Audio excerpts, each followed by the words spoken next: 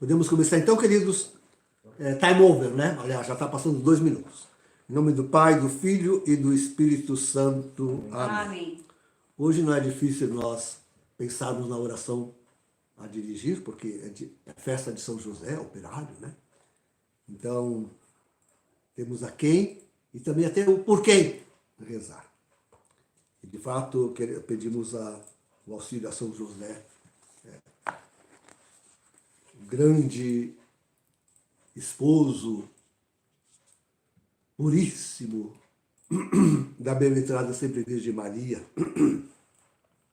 queridíssimo pai putativo de Jesus, de quem Jesus copia a sua masculinidade humana. É de São José. É ali que está o espelho dele para ser homem, para ser homem.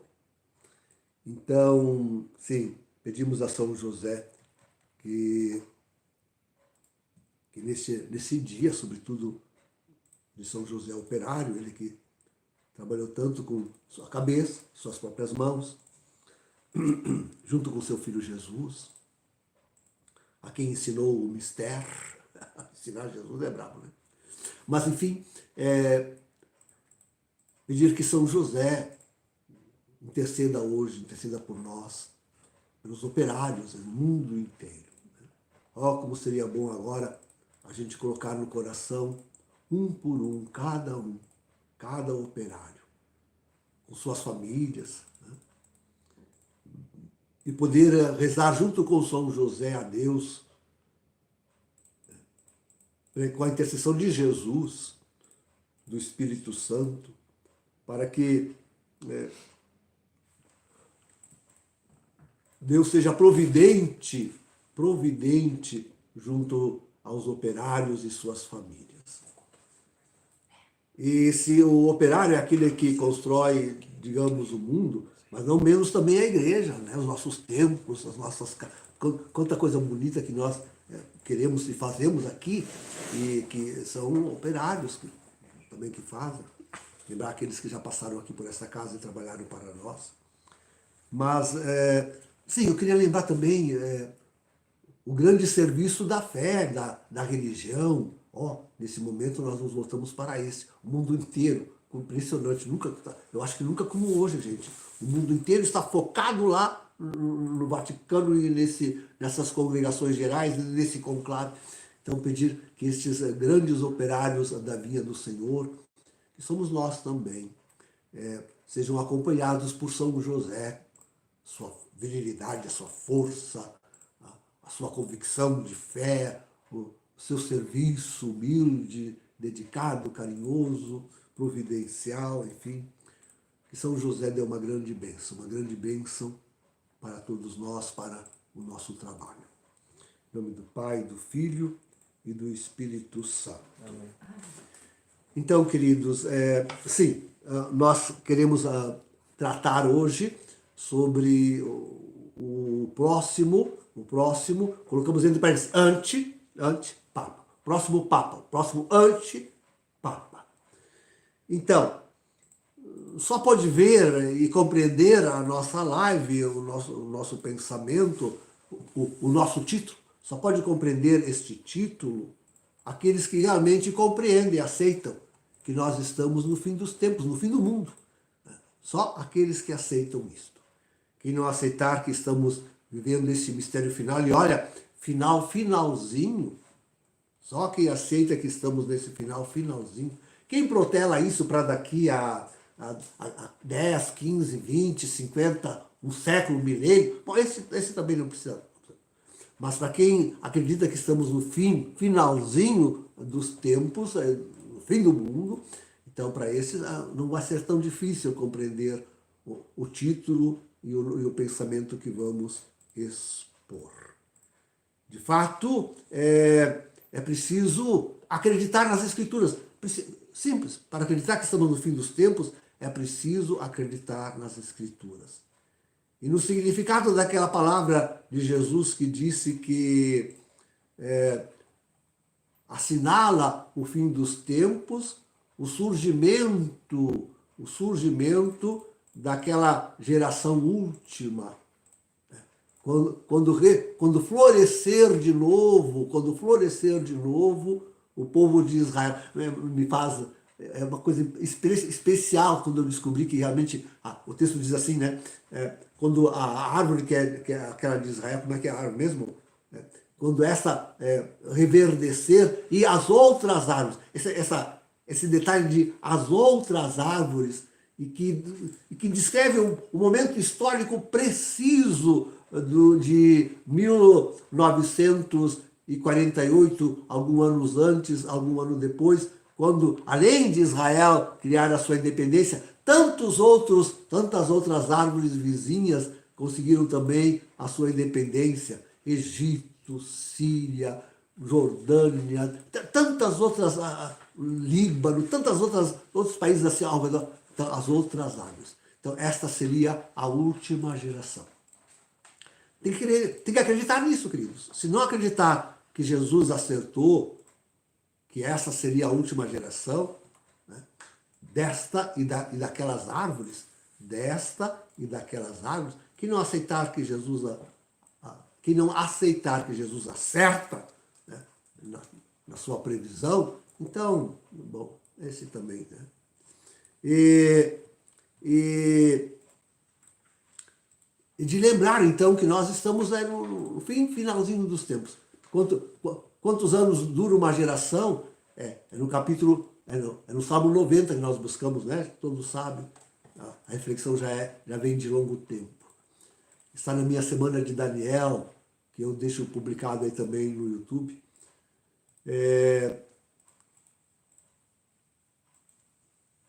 Diz lá o Salmo 90 que a vida de um homem chega a 70 anos.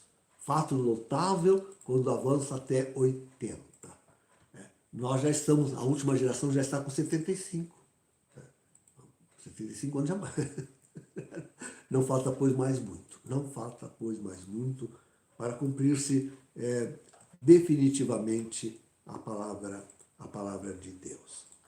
Mas temos também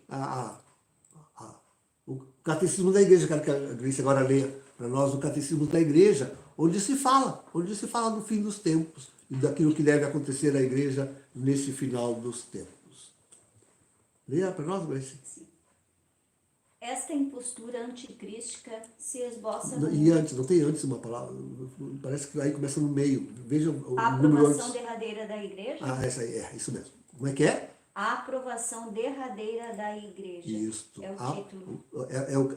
O Catecismo da Igreja Católica, 676. Esta impostura anticrística se esboça no mundo toda vez que se pretende realizar na história a esperança messiânica, a qual só pode se realizar para além dela, por meio do juízo escatológico. Mesmo em sua forma branda, a Igreja rejeitou esta falsificação do reino vindouro sob o nome de milenarismo, sobretudo sob a forma política de um messianismo secularizado, intrinsecamente perverso. Só? Desculpa. A Igreja só encontrará na glória do reino por meio desta esse já é 677. Não, mas continua. A Igreja só entrará na glória do reino por meio desta derradeira Páscoa, em que se seguirá seu Senhor em sua morte Isso que é e importante. ressurreição. Uhum. O reino não se realizará, portanto, por um triunfo histórico da Igreja, segundo um progresso ascendente, mas por uma vitória de Deus sobre o desencadeamento último do mal, que fará sua esposa descer do céu. O triunfo de Deus sobre a revolta do mal assumirá a forma do juízo final, depois do derradeiro abalo cósmico deste mundo que passa. Vamos ler mais depois, ver se tem mais alguma coisa. Agora é o segundo título, para julgar vivos e mortos. Tá, basta. É isso aí. Esse texto nos fundamenta, né? Bota para nós, esclarece para nós o momento que nós estamos vivendo, aquilo que está acontecendo. Essa é a situação atual. É dentro dessa situação que se enquadra o acontecimento grande lá das congregações gerais e daqui a pouquinho, nessa semana que vem, o conclave. Essa preparação, na verdade, deixa ver, a preparação deixa ver quanto mais distintamente nos encontramos numa situação de cisma. Eu fico perplexo ao perceber que grandes teólogos, enfim, parece que só eu consigo ver isso, não é possível, de que, de fato, nós estamos escrevendo capítulos do livro do Apocalipse. É isso que nós estamos fazendo. Então, como era importante que,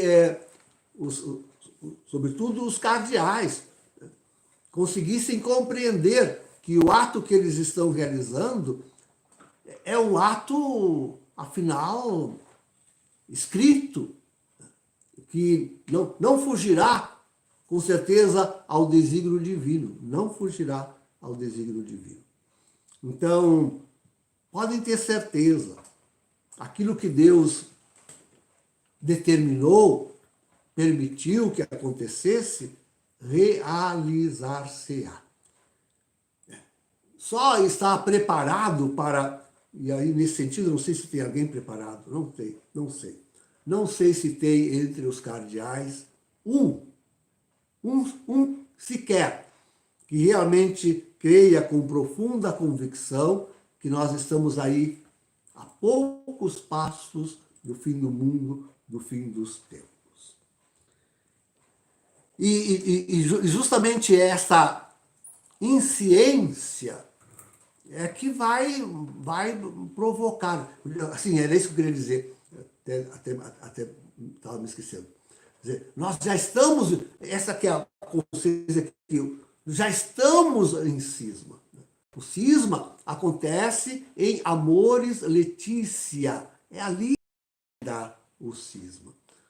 Eu me queixo do cardeal Miller, que tanta coisa quis reformar no esboço de Amoris Laetitia, até ele ser mesmo defenestrado da congregação e não ser aceito aquelas oposições que ele estava colocando quando devia ser promulgado Amoris Laetitia.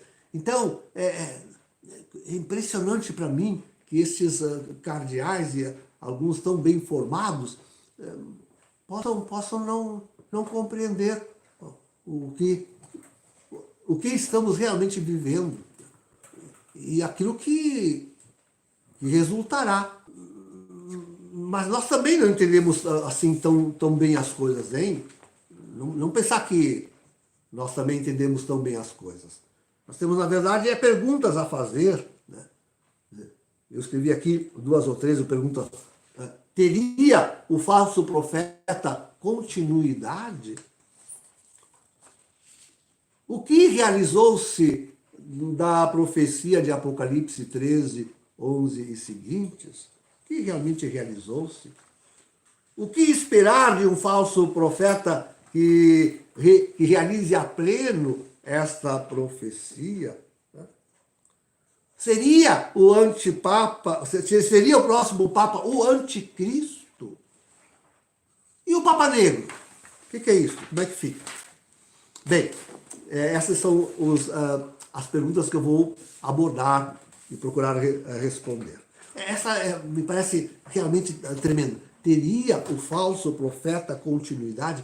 Vejam, queridos, eu particularmente, mas não só, nós estávamos convencidos de que Jorge Mário Bergoglio, depois examinaremos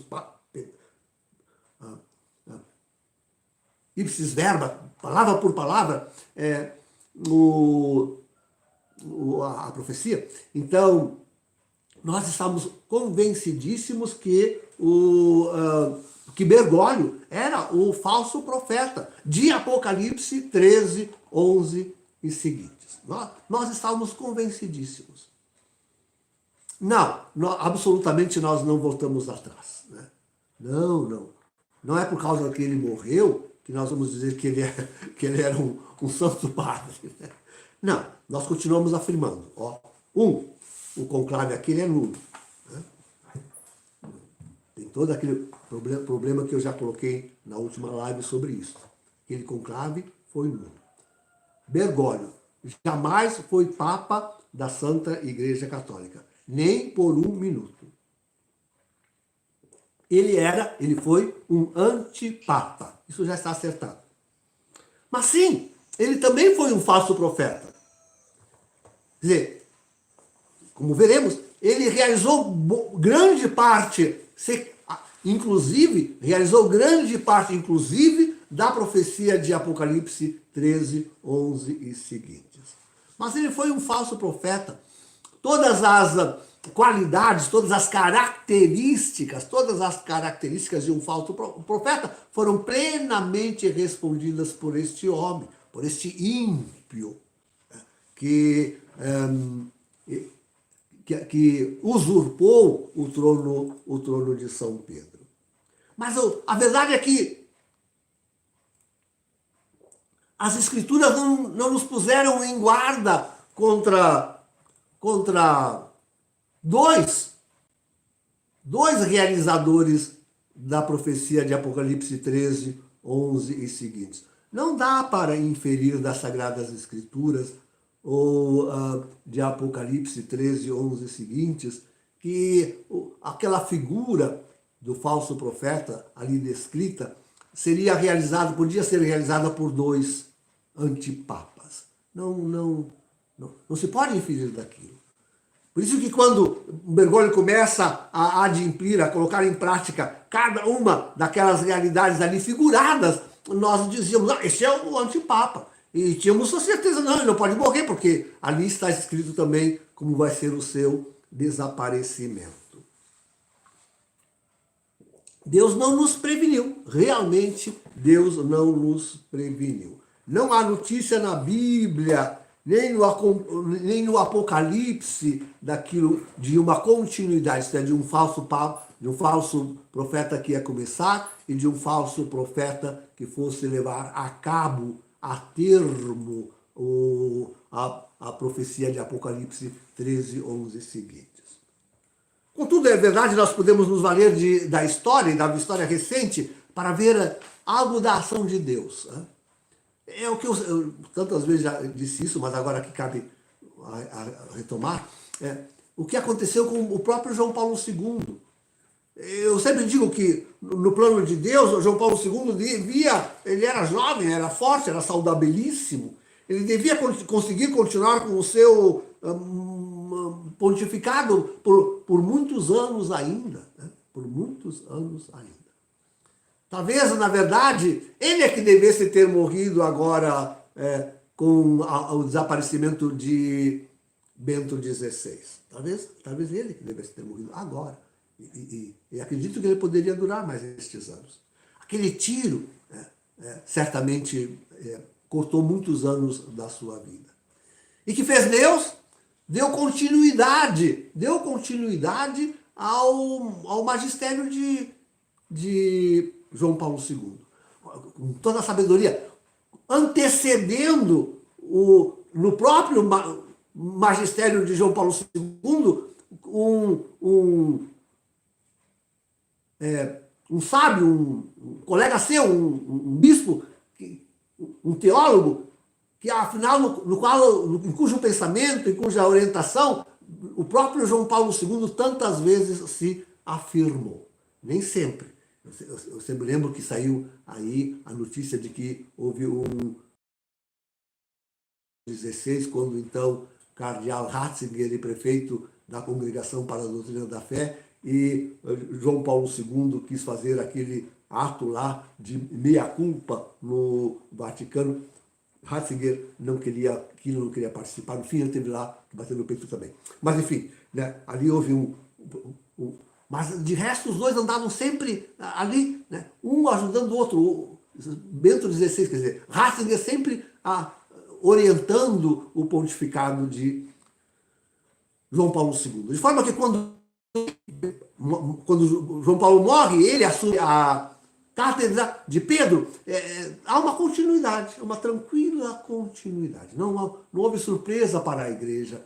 Aquilo que João Paulo II era, continuou sendo Bento XVI. Tranquilamente ele continuou sendo apesar, claro, das diferenças de personalidade e tudo dos dois.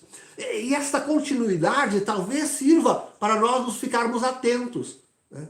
Ora, porque se houve agora recentemente uma continuidade no pontificado de João Paulo II e de Bento XVI, porque, de fato, a figura de Apocalipse 13, 11 e seguintes não pode sofrer uma certa continuidade entre Bergoglio e aquele que o sucederá. Por que não? Por que não?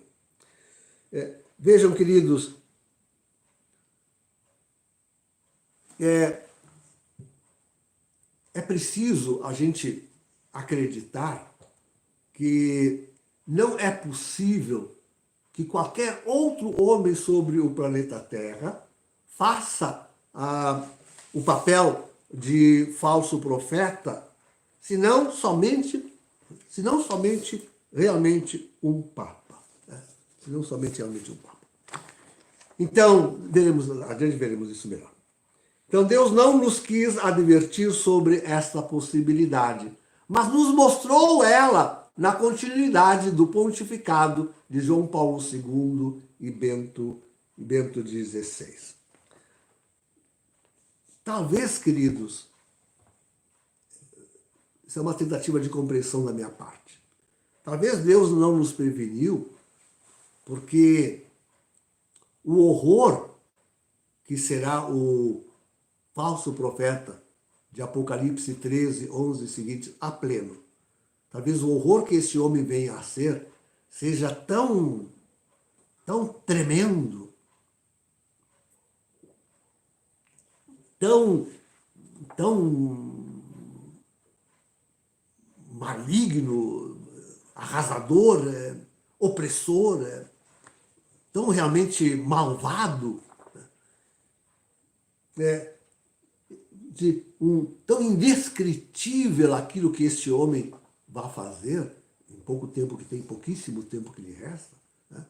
Que se abra de fato um abismo entre o falso profeta que foi Bergoglio e o falso profeta de Apocalipse 13, 11 e seguintes, que agora esperamos do conclave que está por escolher. Talvez entre Bergoglio e este outro haja uma diferença tão grande, uma abissal, dizia, por causa da força, do horror que este novo vai fazer, da sua... que nós vamos julgar Bergoglio um antipapa e um falso profeta mansinho, e sabe, diante da brutalidade daquilo que vamos assistir. Talvez, então, somente agora, com o transcorrer do tempo, em alguns meses, é que nós possamos começar a entender. Olha, é que o falso profeta de Apocalipse 13, 11 e seguintes é realmente uma coisa tão estupidamente terrível que nada se lhe assemelha. Teve, vamos dizer assim, então naquele tempo, nós diremos assim, teve um precursor débil, fraco, em Bergoglio, mas isso que está sendo e está acontecendo sob este falso profeta não tem realmente comparação com nada. Talvez nós cheguemos a dizer algo semelhante. Então, a essa pergunta, teria o falso profeta continuidade? Eu diria que sim. Até porque, queridos, todos estão falando sobre isso. Quer dizer, Bergoglio escolheu mais de 80, né, cardeais. 80%. 80%. Então são 135 os eleitores, 2 desistiram, não vão por causa de doença e velhice, 133, né? 80%, quanto dá isso, meu Deus do céu? Né? Então, realmente é um número avassalador. E nos fala dessa continuidade. Não há esperar outra coisa. Não há. Eu sei que ontem o Ike e o Sara discursaram nas congregações gerais e foram muito aplaudidos, né? Parece que foi bem recebido a palavra deles. Mas quem virá? Desses que a mídia está aí colocando como os prováveis eleitos, olha, eu penso que nenhum deles realmente será. Nem o famigerado Parolin, que é um satanista, né? E que tanto está fazendo força por aparecer, por lançar-se em candidatura, não acreditamos realmente que ele vai ser. Então, como não falar em continuidade, sabendo que a grande maioria dos cardeais que estão lá para elegerem e serem eleitos são crias de Bergoglio, né? E acreditam que tem que haver uma continuidade. Manifestou-se um bispo lá em Madrid, né? Repetindo a palavra que Bergoglio dizia, as mudanças feitas por Bergoglio são irreversíveis. Voltou ele a falar esta palavra. São irreversíveis. Ora, se realmente acreditam nisto e se propõem a fazer isto, então a continuidade passamos de um falso profeta para outro. De um falso profeta, como se aponta as Escrituras, haverem muitos, para um que precisa, as mesmas Sagradas Escrituras, ser o mais tremendo e terrível de todos. Aquele descrito em Apocalipse 13, 11 e seguintes, que agora nós podemos ler, ouvir. Quer ler, por favor, Gleice?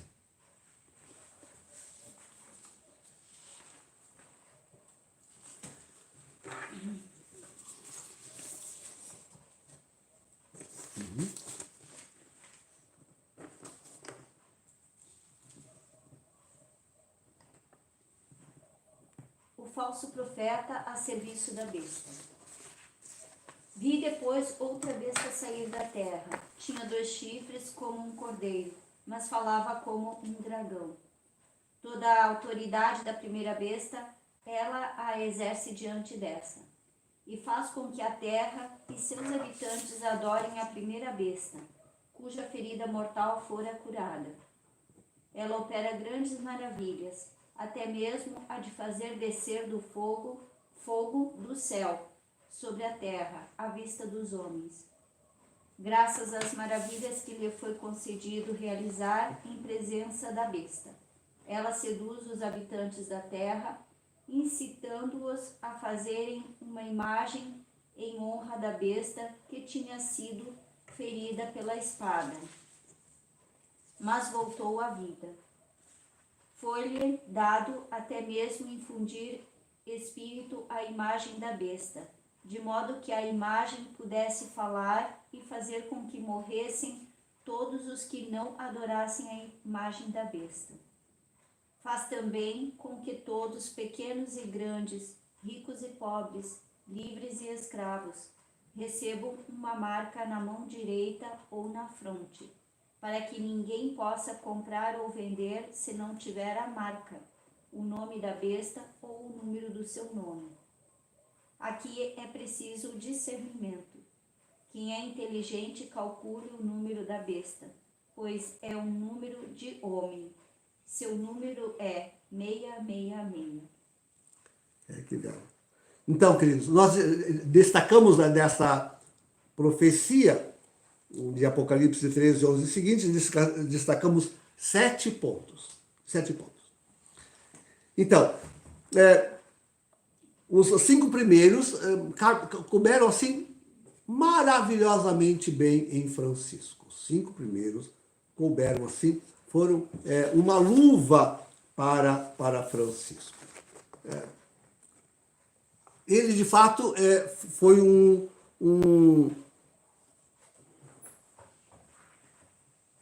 cordeiro com dois chifres. O que são esses dois chifres? Já expliquei isso lá quando falava do falso profeta, né? Dois chifres é a mitra do bispo, né? Você sabe que a mitra do bispo é assim, né? Aquilo, na verdade, é um berrante, são dois chifres. Para nós brasileiros, especialmente no Nordeste, no Norte do Brasil, se conhece por berrante, né? Aquela guampa assim, o sofá, entre os israelitas era o sofá. Então, a profecia está falando, na verdade, de um bispo, não pode ser outra coisa. Não cabe outra coisa. É realmente um brife com um cordeiro com dois chifres. Só cabe tem que ser um bispo, não pode ser outra coisa e não o bispo. E, não, eu ainda me reporto à morte, ao enterro de Bergoglio. Eu não vi números nem comparação, mas eu acho que foi um dos maiores enterros de sumo pontífices, mesmo dos últimos tempos. Não sei se foi maior do que de João Paulo, de Bento XVI, mas foi um dos grandes, com certeza um dos grandes. A afluência dos grandes da terra, hein? Acho que bate todas. Assim de nós afirmarmos a glória da igreja. Podemos ver ali a glória da Igreja Católica. Não há homem maior nesse mundo senão o bispo de Roma. Não há outro homem. De causar inveja até em Trump, que saiu dizendo que ele podia ser eleito e seria um ótimo papa. A modéstia do Trump realmente é. Então, os dois chifres, né? Os dois chifres caracterizam realmente o bispo de Roma. Não podia ser outro que não um papa. Não podia ser, não poderá ser outro que senão um papa. A fala como um dragão. O dragão, queridos, está descrito em Apocalipse 12, capítulo 12. Lá tem duas grandes belas figuras. Uma bela, que é a de Maria, da igreja, enfim, né? A mulher vestida de sol. Então, essa é uma das grandes figuras de Apocalipse, capítulo 12. E a outra figura é o dragão indescritível, uma fera, uma coisa que a gente o autor de Apocalipse não tinha palavras para descrever, não tinha animal sobre a face da terra para poder ser comparado, não tinha nenhuma figura, não tinha. Então, ele descreve assim em termos gerais para dizer que era uma coisa realmente absolutamente tremenda, terrível. Então, trata-se de Lúcifer, de Satanás. Este cordeiro fala com a linguagem de Lúcifer, de Satanás, a linguagem do mundo, a linguagem da perdição. Não leva as almas para o céu, mas propõe-se perdê-las no inferno luciferiano. Esse que é o que está dizendo o livro de Apocalipse. Então, fala como um dragão, a sua linguagem, suas propostas, como nós nos referimos, como nós acreditávamos que era Bergoglio, por causa disso. Ele falava como um dragão, isto é, não falava como um cordeiro de Deus. Não pregava o evangelho. Pelo contrário, ele borrava o evangelho. Traía o evangelho. Falava, pregava como um dragão, isto é, como um mundano, os valores do mundo, não os valores celestes. Depois diz lá, característica de Bergoglio, diz lá que o poder da fera, ele exercia o poder da fera, ele trabalhava com o poder do diabo, do demônio. Esse era o poder de Bergoglio, o poder do mundo. Assim que manda fechar as igrejas, assim que manda o povo tomar aquela medida tremenda que se propagava para a saúde, assim, tudo, Bergoglio realmente trabalhava como o poder da primeira besta, exercia o poder da primeira besta. Ele auxiliava a primeira besta que dirige este mundo no seu serviço de perdição da humanidade. É de se comparar, quer dizer, o poder da besta e o poder divino. O poder divino está justamente na pregação da palavra, da fé da Santa Igreja, daquilo que Jesus revelou. O poder divino está nos sacramentos da Igreja, está no corpo da Igreja. Esse é o poder divino. O poder da fera está no mundo, na propaganda do mundo, na sua falsidade, na sua mentira, no seu engodo, o engano que ele provoca para os homens, para arrasar os homens, fazer sofrer os homens, para matar os homens. Né? É isto. Realizou grandes prodígios, diz que vai realizar grandes prodígios. Alguém pensa que o falso profeta devia ser um mirabolante, aqueles mágicos que ficam fazendo gestos e nos distraindo e com a outra mão fazem os seus prodígios. Não. Não se trata disso. O grande prodígio do falso profeta é apagar a doutrina celeste. É tirar todo o valor aos sacramentos. Essas duas coisas, aos sacramentos divinos. Essas duas coisas sempre. A palavra de Deus, a pregação da igreja e a administração dos sacramentos. Só olhar o que aconteceu na igreja em termos de pregação.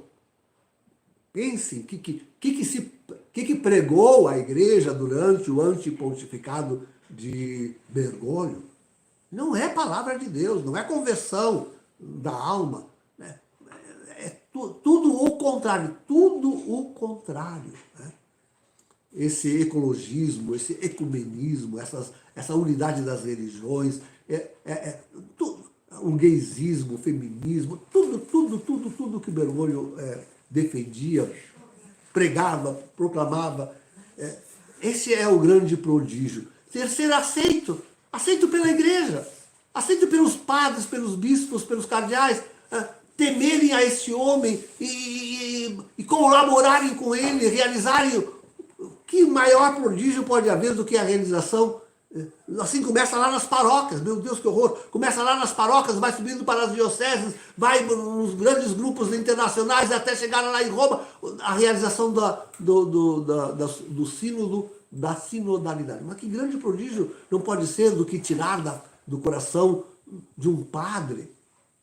Que menino cultiva a fé católica, que jovem vai para um seminário cheio de fervor católico, que se ordena assim e no fim acaba pregando com uma maior indiferença, que não administra mais sacramentos. Olha o sacramento da confissão, da própria Eucaristia, o modo como é celebrada. Esses são os grandes prodígios do falso profeta, que Bergoglio realizou assim, a mão cheia, né? Completamente, totalmente, como um verdadeiro falso profeta. Assim como cair fogo do céu. Não vou explicar tão bem quanto já expliquei isso, quando falo diretamente sobre esse texto, Apocalipse 13, o falso profeta, que tem aí um vídeo no YouTube. Mas o fogo do céu não é cair raios, ou provocar com que o sol mande dardeje os seus raios com o fogo aqui para... que a gente até desconfia que vai acontecer. Não é ter o poder de fazer isso. O poder de derrubar fogo, de fazer cair fogo do céu que o falso profeta tem, é de tirar a doutrina celeste, a maravilha dos sacramentos da mente, do coração do povo católico, dos bispos, padres e fiéis, tirar aí toda essa... do céu, uma pessoa que estava no céu, com a fé católica, agora se torna qualquer coisa terrestre, uma brasa apagada, que já nem fumaça mais solta, está completamente extinta, indiferente à verdade, indiferente à doutrina, indiferente à disciplina. O pessoal católico admitindo, se dois homens se amam, por que não vão morar juntos? Admitindo a vida gay assim como maior. Mas se os dois se encontraram, se amam, por que não pode o marido deixar a mulher e os filhos ir com outra mulher e depois ir lá receber a bênção? Eles dois se amam, então pode fazer isso. É um casal irregular, mas pode, não tem problema. Eles agora encontraram o verdadeiro amor. Né? Mas as nossas velhinhas, as nossas avós, as nossas mães, nossas avós, que foram criadas na Igreja Católica, elas estão com este espírito, queridos. Este é o poder de fazer cair fogo do céu. Este é o poder dado ao antipapa, ao falso profeta. Tudo isso, diz ali, ele realiza diante da besta, da primeira besta, que é descrita em Apocalipse 13, 1. Nós pegamos o 11, né? 1 e seguinte, 1 até 10, né? Então, olha o temor que nós devemos ter. Essa igreja, o Vaticano, já está aí dominada pela anti-igreja, pela contra-igreja e pelo anticristo. O anticristo já tem poder sobre a igreja. Eu nunca vou me esquecer as observações que a Mari, que está aqui assistindo, que a Mari fazia quando nós a assistíamos estarrecidos, aquele homem de branco sair dos palácios pontifícios para entrar num helicóptero e ser levado lá onde transcorreu os últimos dias de pontificado, Bento XVI. A Mari dizia, que horror, que humilhação sofre esse homem. E ele passando ali no meio daqueles cardeais, daqueles que tramaram isto, que tramaram até a morte dele, ameaçaram-no de morte, queriam que ele abandonasse o ministério, vibraram quando ele renunciou. Estava ali no meio daquela gente assistindo ele ir tomar aquele helicóptero. Que horror, que cena de pavor. Isso nos aconteceu diante dos nossos olhos. É a besta que estava administrando tudo isso. A besta já está lá no Vaticano há muitos anos. Há muitos anos. De dizer que quando em 62 foi feito aquele sacrifício duplo, um nos Estados Unidos e outro no Vaticano, consagrando o Vaticano ao demônio, estava lá. Era a segunda, sob a administração, sob o olhar da segunda besta, 62. Se não me engano foi em 62, né? Na abertura do concílio. Sim, 62. Então, todos esses 5 pontos cabiam plenamente em Bergoglio. Não obstante, aqui o outro ponto ele não realizou. Fazer a imagem da fera. Isto de fato, Francisco não apresentou o anticristo. Ele não nos apresentou o anticristo. Quer dizer, o anticristo não é nenhuma dessas pessoas que vocês querem dizer, agora estão querendo dizer que é Barron, o filho de Trump. Já foi Macron, já foi o Elon Musk, já foi tantos candidatos, Trudeau lá no Canadá e tantos outros candidatos. Não, nenhum deles. Nós não sabemos quem é. É preciso que alguém lhe crie uma imagem. E essa imagem será criada, ele será revelado, realmente pelo falso profeta. O antipapa que virá. É este que vai fazer a imagem. Então isso Francisco falso não conseguiu ainda nos apresentar. Claro que não basta fazer a imagem, terá que também levar à terra a sua adoração. Sempre descrevo isso.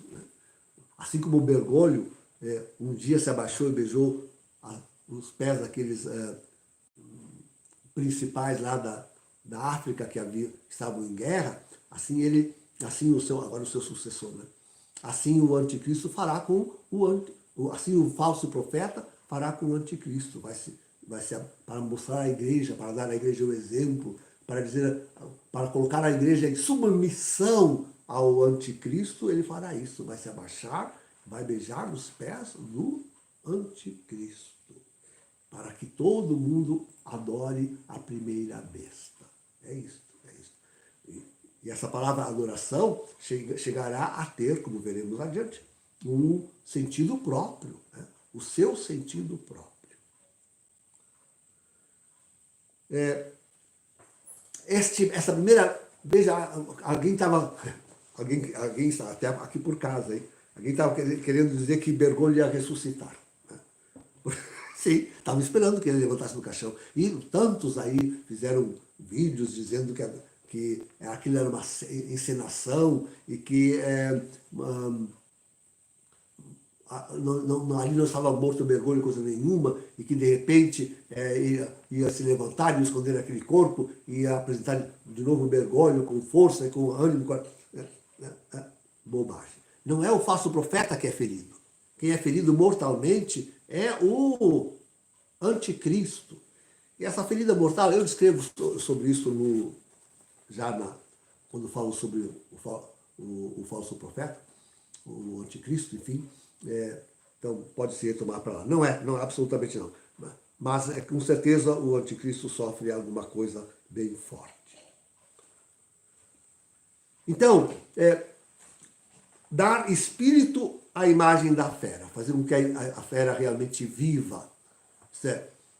Aqui se esconde o desígnio de que é sobretudo da responsabilidade do falso profeta, né, levar todas as religiões à obediência do anticristo.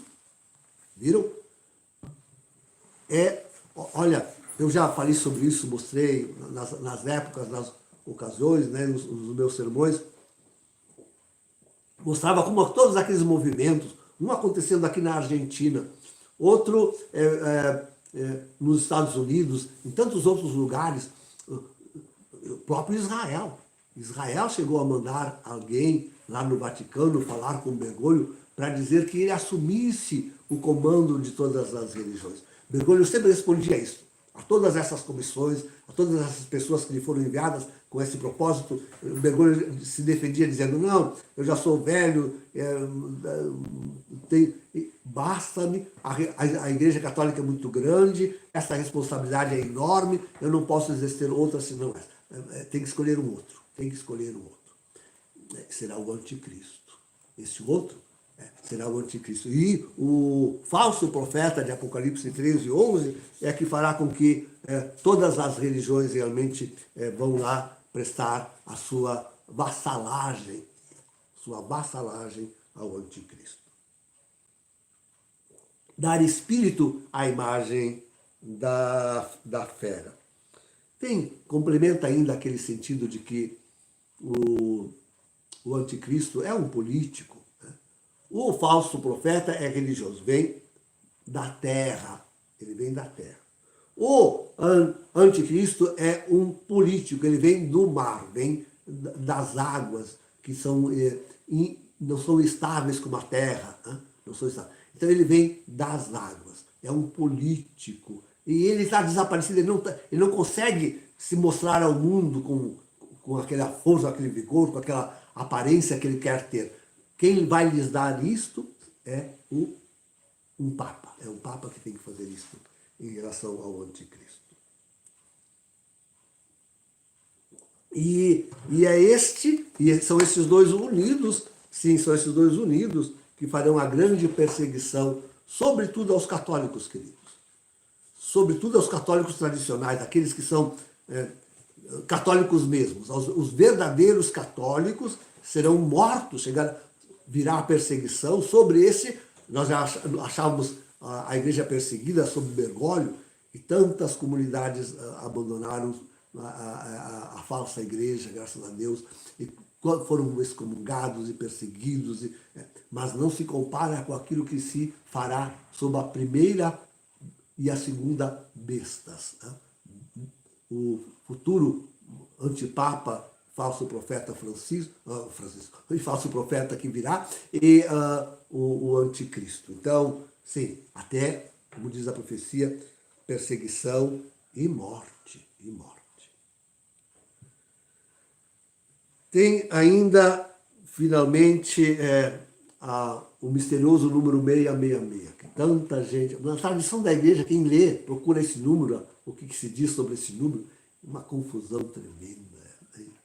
Ninguém entende. Ninguém entende, nem eu, não entendo o que é o não entendo o que é o 666. Mas também não fico inventando teoria aí, para dizer o que seria o 666. Nós não entenderemos isso senão quando virmos. Né? Talvez só realmente quando se desvelar diante dos nossos olhos o anticristo, agora entendo o que é o 666. Só então talvez nós venhamos entender. É preciso ficar atento, né? Ficar, se defender, né? Não participar desse número. Que tantos, já no meu tempo, queriam ver quando surgiu as barras, o código de barras. Então ali tinha o número 666. Bom, e é claro que essa gente toda é satanista. Esses donos dessas grandes firmas são todos satanistas. E desde há muito tempo eles já preparam o 666, fazendo de tudo para homenagear o anticristo. Mas o que é realmente o número de homem, nós só veremos quando ele aparecer. E ainda teremos a restrição comercial. O tempo está correndo, né? Ainda teremos a restrição comercial. Bom, então, dessa pergunta, o que fica é isto. Bergoglio, sim, respondeu a uma parte do que é o falso profeta, mas não tudo. Tem toda essa outra lista que ele não fez porque morreu, né? E que nos revelou que ele sim era um falso profeta, mas não, ao menos não plenamente, o de Apocalipse 13, 11 e seguintes. Podia ter dado a iniciação, né? Pode ter dado o início daquilo que vai ser o próximo antipapa, mas não realizou até o fim. Esse fim, com certeza, deve ser realizado, então, pelo antipapa.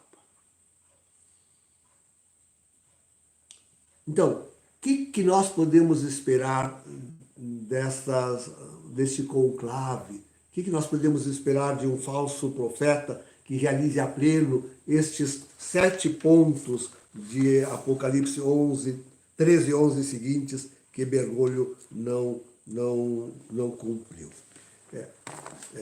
Então, eu digo assim, quando nós virmos esse homem eu me lembro de Bergoglio, né? Ele subiu lá e muita gente que é desse nosso movimento correu a mim. Como tinham corrido da eleição de Bento XVI, e como tinham alguns querido ver mesmo já em João Paulo II, então, quando Bergoglio assumiu, muita gente correu a mim dizendo: olha aí, é o falso profeta, olha aí. Né? Eu dizia: calma, vamos ver, calma. Né?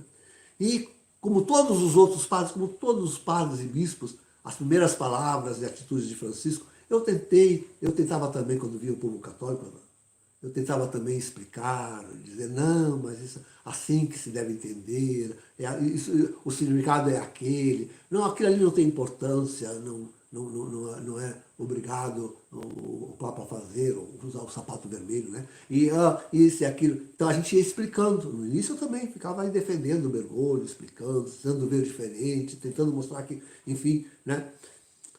A gente só foi se convencer, eu só fui me convencer mesmo, eu me botei um passo atrás quando da primeira exortação apostólica pós-sinodal. Convencido mesmo, eu fiquei tão somente depois da segunda exortação a Amoris Laetitia. Aí eu disse: não, aqui nós temos heresia.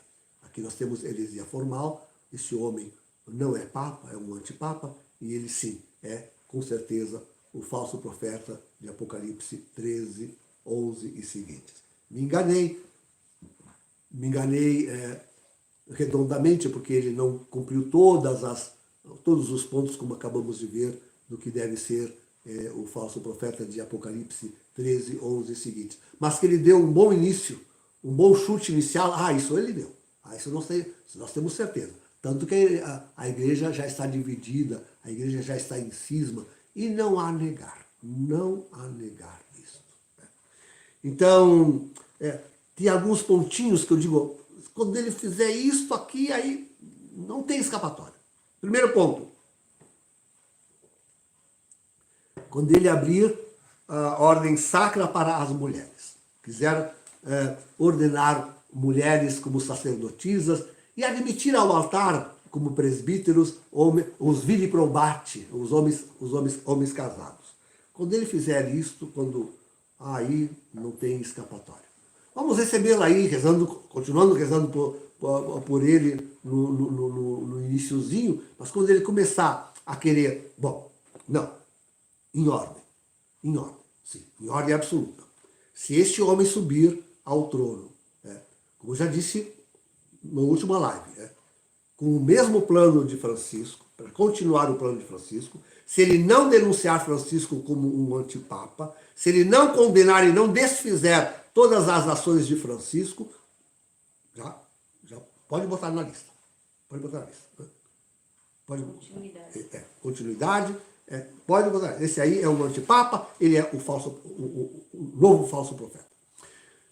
Mas para não ser mais um falso profeta, como tantos houveram, como houve Francisco, aí nós precisamos esses outros pontos que eu estou colocando aqui agora. Isto é, primeiro, a ordenação de homens casados e de mulheres, como se presbíteras pudessem ser. Né? Então, sim. Ontem alguém me perguntava, mas padre, por que não mulheres? Aí eu disse, amanhã eu respondo. Foi ontem? Não. Foi ontem? Depois de amanhã, então, eu respondo na live. Agora eu dou a resposta. Toda a importância, toda a dificuldade que há em... Preste bem atenção em ordenar mulheres como sacerdotisas, está na ordem natural das coisas. Na ordem natural das coisas. Deus fez o homem, a sua imagem e semelhança, e fez o homem duplo. Fez homem e mulher. Não existem outros gêneros, senão somente homem e mulher. Deus fez esses dois assim, homem e mulher. Na ordem natural das coisas, o homem é a cabeça, é o chefe, é aquele que tem a visão intelectual. O homem é o intelectual das coisas, que tem a visão intelectual de todas as realidades. Inteligere, isso liga com Deus, hein? Olha a importância, olha o ser masculino. Ele é aquele que naturalmente é o chefe. A mulher, não. A mulher é as mãos, a mulher é o coração, ela é a inteligência sentimental. Também tem uma ligação com Deus. Ela tem uma inteligência sentimental que, contudo, deve ser dirigida pela inteligência intelectual. Mas ela tem uma inteligência sentimental que complementa, que completa a inteligência espiritual. E ela tem as mãos, ela é servidora. Ela não é para ser chefe, ela é para ser servidora. O que mais nós podemos realizar numa mulher é deixar ela servir. Servir. E amorar, fazer com que a amorização de todas as realidades. Este é o natural das coisas. O que foge disso vem ser aberração, doença, desnaturalização, forçação de barra. Não. Essa é a lei natural. O sacerdote é justamente aquele que intelege a Deus, em primeiro lugar, aquele que recebe a fé intelectual, a inteligência de Deus. Ele é aquele que, por isso, se abre à palavra de Deus. E ele é aquele que administra o sacramento, ele é aquele que é o chefe da igreja. Essa é a função masculina. Isso é uma função masculina por excelência, ser chefe. Esta é uma função masculina, não é função feminina. Onde coloca a mulher a ser a chefe da família lá, sublevando o marido, vai formar homossexuais. Ponto. Vai formar é um descalabro da família e vai formar filhos sexualmente desregrados. Não pode deixar a mulher ter. É uma das causas da homossexualidade. Não é a única, mas é uma das causas mais frequentes da homossexualidade. Quando o marido deixa-se dominar pela mulher. Então, a lei natural. Por causa da lei natural, mulher não pode ser sacerdotisa. Depois, a atitude de Jesus. Jesus tinha claramente diante de si toda essa problemática. Ele sabia que nós, inclusive, nesse tempo, íamos chegar a essa questão. Sabia. E quando escolheu os sacerdotes, só os escolheu entre homens. Só os escolheu entre homens. Não podemos fazer. Isso é de direito divino. Não podemos fazer outra coisa que aquilo que Jesus fez. Não temos o poder de fazer outra coisa. Não temos o poder de sublevar a lei natural. Jesus não o fez, nós não podemos fazê-lo. O fato é que Jesus não ordenou mulheres. Ele associou mulheres a si, ele deu início à vida religiosa, não tenho certeza disso, fez tanto. Para Jesus havia muita paridade entre homem e mulher, mas Jesus foi o primeiro a igualar homem e mulher. Foi o primeiro a defender as mulheres, o primeiríssimo. Tinha sua mãe, imagina que ele não ia defender Maria. Tá louco, né? Só que ele não conhece Jesus. Então, tinha a sua mãe. Mas ele não quis isso, não escolheu, porque ele quis respeitar a lei natural, que é divina. A lei natural é divina. Então, a igreja é uma sociedade perfeita, queridos. Já ouviram falar nisso? A igreja é uma sociedade perfeita. Vamos colocar aqui os 3 pontos que fazem da igreja uma sociedade perfeita. Mas na igreja é o homem que tem que ser o caput, a cabeça, não a mulher. Nunca a mulher. Não, verdadeiramente não a mulher. Então, pela natureza da igreja de ser perfeita, ela não pode agora. Se nós fôssemos atrás da experiência daquelas falsas religiões cristãs que admitem o pastoreio a mulheres, que tem dado? Que tem dado? Então, a igreja é uma sociedade perfeita. Ela não pode admitir o sacerdócio feminino. E depois nós temos ainda a coisa acertada pelo magistério da igreja. Foi João Paulo II que lá em Mulieris Dignitatem definiu como de fé católica que a mulher não pode, o próprio Bergoglio tentava a todo custo insurgir-se contra aquilo e não conseguia. Não dá para fugir disto. João Paulo II já definiu a matéria em Mulieris Dignitatem. E lá está dito que o sacerdócio só é possível ser conferido a homens. Somente a homens.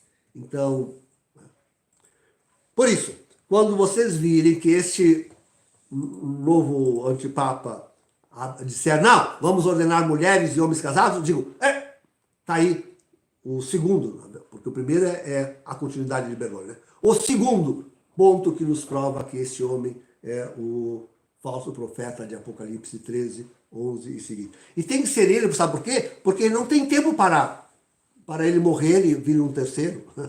Não dá tempo para isso. Aí não dá. Aí não temos tempo para isso mesmo, não. Brincadeira. Aí já é brincadeira, né? Então, o terceiro ponto seria... Deixa eu escrever aqui, o primeiro ponto aqui que eu não escrevi.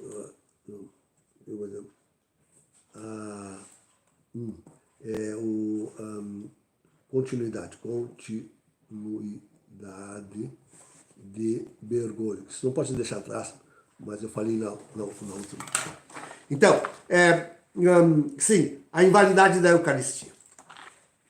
Já pela ordenação de mulheres, elas tomando o pão dizendo, esta é in corpus meu, isso já é inválida. Né? A Eucaristia é inválida.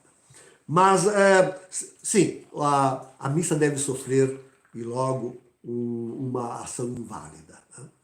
já andaram tentando isso, eu não sei a que ponto está, não estudei a fundo a questão, aqui na Amazônia, lá no México também, né? Estão cercando a Eucaristia, louquinhos para poder invalidar a missa. Quando já não pudermos reconhecer a consagração como fazendo a transubstanciação do pão e do vinho, no corpo e no sangue de nosso Senhor Jesus Cristo, então estamos diante da invalidade da Eucaristia, e isso será uma ação do próximo Papa, do falso profeta. Sempre sob a supervisão da besta. Eu dizia de Bergoglio, assim como ele não teve coragem de fechar os olhos e colocar as mulheres no altar, assim ele não tinha coragem de invalidar a Eucaristia. Estava difícil para ele invalidar a Eucaristia. Estava muito difícil. Os pessoal do Anticristo estão ali ao redor dele tentando e ele não estava conseguindo ainda. Eu dizia que então ele só conseguiria isso na presença do Anticristo. Né? Talvez isso devesse continuar a dizer ainda, ou pensar-se em relação ao próximo que virá.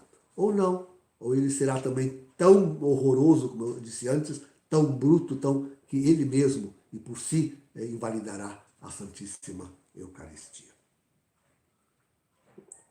O quarto ponto seria realmente a apresentação do Anticristo. Vejam que se diz, já se dá uma data, né? Olha como a coisa fica apertada, queridos. 6 de junho. Nós temos aí nem 2 meses, né? Temos 1 mês e alguns dias. Olha só, por isso eu falava em quase concomitância.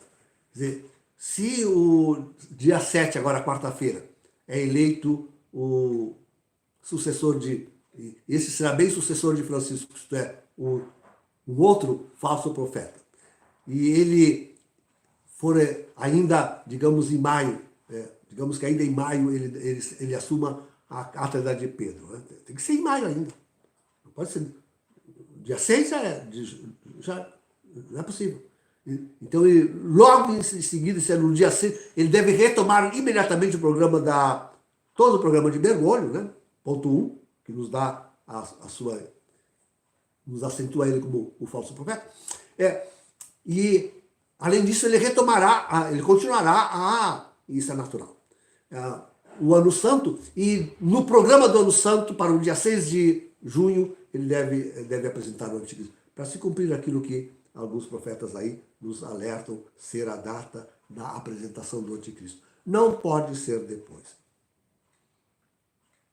Não pode ser depois, porque daí já não aquela profecia da última geração vai ter que ser alongada. Vamos ter que dizer que não só vai a 90, mas vai até um pouco mais de 90. Se o Anticristo for apresentado, digamos, em 2026. Aí nós já teremos que dizer que vai até 2029. Já vamos estar alongando um pouco os 80 anos a que chegam né? Então, eu julgo que realmente o 6 de junho que apontam tem que ser esse 6 de junho agora. E por isso, eleito o Papa, subiu a cátedra, daí logo em seguida ele vai e nos apresenta um grande auxiliar seu.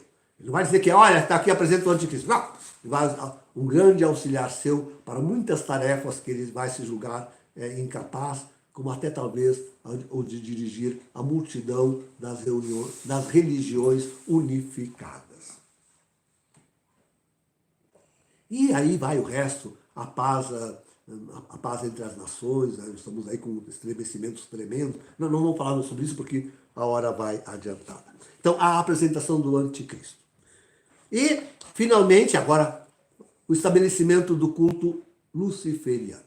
Anulada a Eucaristia, se volta totalmente para Lúcifer, e o próximo antipapa com o anticristo vão elaborar uma liturgia para a adoração do anticristo, no qual está aí o Lúcifer, o demônio.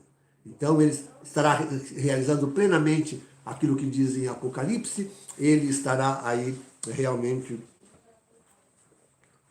sentado no trono de Deus e sendo adorado como se Deus fora. Como se Deus, culto luciferiano. Uma palavrinha ainda sobre, seria o próximo Papa o anticristo? Não, já disse isso, né? O anticristo não é um homem religioso.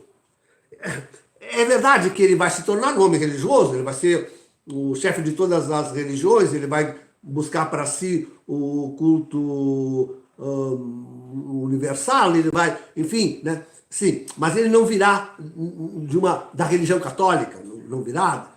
Da religião católica vem o falso profeta. Né? O anticristo vem do mar, não vem da terra, vem da política. Né? Depois ele revestir-se-á da força sobre a política e a religião. E aí ele vai se... Né? Mas o anticristo não é o Papa. E o Papa Negro? Isso eu já expliquei tantas vezes, né? O Papa Negro, eu diria que é uma profecia já realizada em Bergoglio. Eu não acredito, ainda que possa ser, eu não sei como é que está isso, eu realmente não sei, não acredito que o próximo Papa também seja jesuíta. Mas o Papa Negro se refere àquele, eu expliquei isso recentemente, não sei se em homilia ou em alguma live, não pode ser o Papa Negro. O Papa Negro é um jesuíta. Eles é que continuaram com a batina do padre secular, vestindo-se de negro, e é o chefe deles que exercia um poder quase pontifício sobre a sua nova ordem. Eles estavam somente submetidos ao Romano Pontífice, chamavam-se de o exército do Papa. É isso que Loyola queria, que a congregação fosse um exército do Papa, que ele pudesse dispor e comandar a eles a seu bel prazer, no momento de sentir uma necessidade, abrir a boca, já saíam os jesuítas correndo a fazer aquilo que o Papa queria. E por isso que a ligação do superior geral era direta com o Romano Pontífice, sem passar por congregações, pela Cúria Romana, por nada, que era muito forte, né? Pela Cúria Romana e por nada, mas direto com o Santo Padre, para que pudesse mandar o Papa Negro, e o Papa Negro logo mandasse na sua congregação cumprir a ordem do Papa. Por isso digo, o Papa Negro, a realização dessa profecia, se realiza num Papa que venha dos jesuítas. Realizou-se em Bergoglio. A não ser que venha a realizar-se de novo, se tem algum candidato lá, eu não sei, e nós verificaremos, daqui a pouquinho verificaremos isso. Tá bem? Está esclarecido? Alguma pergunta?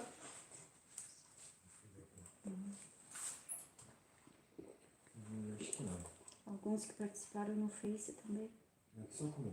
Comentários, né? Sabe a próxima live que eu vou fazer, acho que talvez terça-feira que vem, é que eu não tenho possibilidade de ler ainda, eu dependo muito dos ajudantes para lerem para mim as coisas, né? Mas eu queria apresentar aqui os pontos para tornar inválido um conclave.